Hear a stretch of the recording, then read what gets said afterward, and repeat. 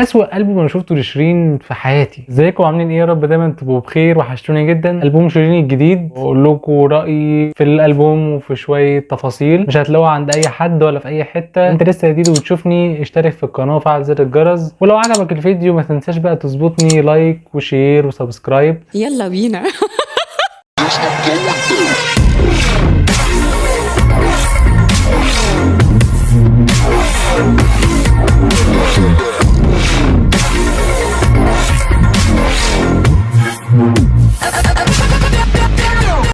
كان ده ضعف ولا عطف ولا شوق ما بقاش اوان، وقلبي ده خطف.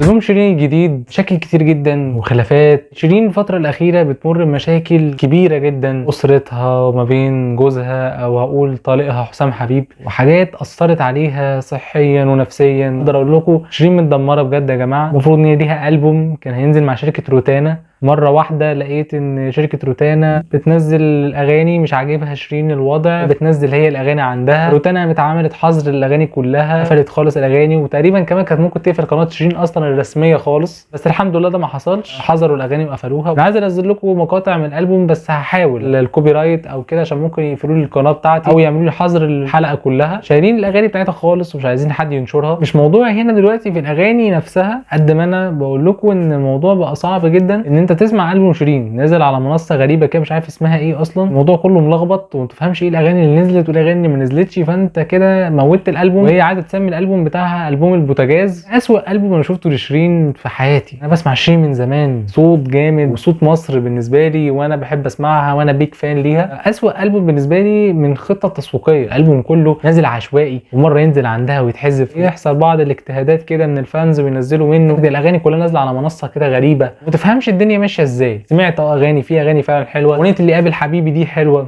اللي قابل حبيبي سلامي امانه لي، لو بيني وبينه ايه ده مهما كان حبيبي، والبعد الله يجازيه. اغنيه بتمنى انساك من الاغاني اللذيذه لشيرين.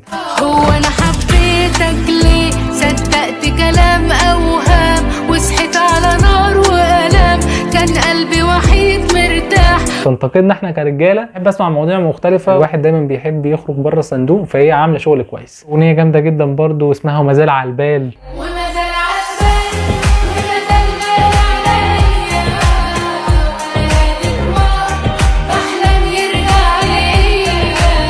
كل فريق العمل اللي اشتغل في الالبوم ده انا بحييه، في مواضيع حلوه في الالبوم، هتسمعوا شكل حلو لشيرين. ففي مشاكل شيرين بتمر بيها الفتره الاخيره كبيره جدا، والعقد فيه شرط جزائي وموضوع كبير جدا مع شيرين. ان شاء الله المشاكل دي تنتهي على خير. وفين شيرين دلوقتي؟ في اغاني حلوه نزلت، بس برضه في اغاني متسربه وفي اغاني مش عارفين هي فين. مفيش حاجه معينه نقدر نسمع فيها او منصه نقدر ان احنا ندخل عليها نسمع ونشوف الدنيا ماشيه ازاي. فين فريق العمل بتاع شيرين؟ فين الناس اللي في ظهرها وفين الناس اللي معاها؟ انا مش شايف حد مع شيرين، وكل واحد بيشيل شيلته لوحده. كل واحد لما بيقع في حاجه ويحصل مع حاجه حرفيا او شخص واحد بس جنبه يبقى كده كتر خير الدنيا قوي. دلوقتي كل واحد ما بيفكرش غير في نفسه بس. فين مدير اعمالها؟ فالموضوع كله كده خرج عن السيطره. اللي حصل مع شيرين مش حلو، وفي حاجه غلط كده في النص ما تفهمش في ايه بالظبط. الموضوع كله مش لذيذ. شيرين فعلا لازم تفوق شويه وتركز بقى لشغلها ولنفسها، علشان شيرين الفتره الاخيره بجد رجعت لورا جدا جدا جدا جدا. وشيرين صوت ما ينفعش يعني يرجع لورا كده، وما ينفعش انه يقعد في البيت، وما ينفعش ان هو المشاكل تاثر عليه. لا، لازم تقومي وتقفي وترجعي تاني وتعملي شغل اقوى واحسن من الاول. الالبوم ده يا جماعه فيه اغاني حلوه، انا مش بقول لكم ان الالبوم ده سيء لغرض الاغاني نفسها، لا، في اغاني اكتريتها حلوه انا سمعتها،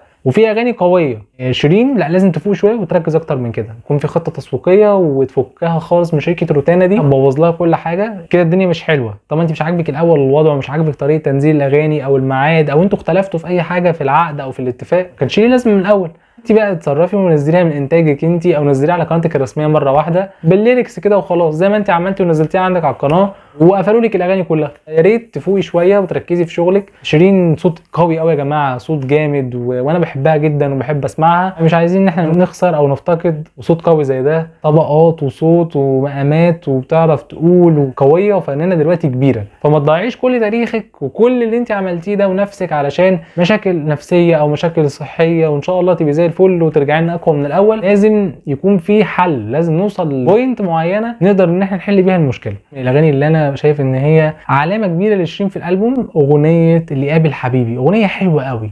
تامر حسين عامل فيها شغل جامد، وانا برضو بحييه من خلال الحلقه لو هو بيشوفني ويتفرج عليا، الذكرى والحبيبك وان انت نفسك اللي يقابله يسلم عليه يفتكرني. شايف ان الاغنيه معناها حلو ولذيذ وكلماتها حلوه، اللحن كان كويس قوي، التوزيع كان جميل جدا وبسيط، اسمعوا كده اللي هو ايه تقعد تتمزج. وشيرين اصلا كده كده احنا مهما هنختلف مع بعض او هنتفق، شيرين برضو صوت وشيرين ليها وضعها. اللي انا اسمعه عن شيرين هي عفويه جدا كمان. عايز اشوف خطه تسويقيه، عايز اشوف البوم ينزل على منصه او رايح للالبوم عارف هو فين، مش كل شويه بتلخبط. والاغاني كلها حتى في اغاني والله انا ما اعرفش فريق العمل بتاعها ايه لغايه دلوقتي فعلا بجد. لا في اغاني اتعمل فيها شغل كويس، بحيي فريق العمل اللي اشتغل على الالبوم، في اغاني كتير كويسه. ده اللي كان عندي النهارده. لسه دي بتشوف اشترك في القناه وفعل زر الجرس، اعمل لايك لو الفيديو عجبك، وشارك في كل مكان لكل اصحابك قد ما تقدر. اشوفكم ان شاء الله خير فيديو جديد. سلام.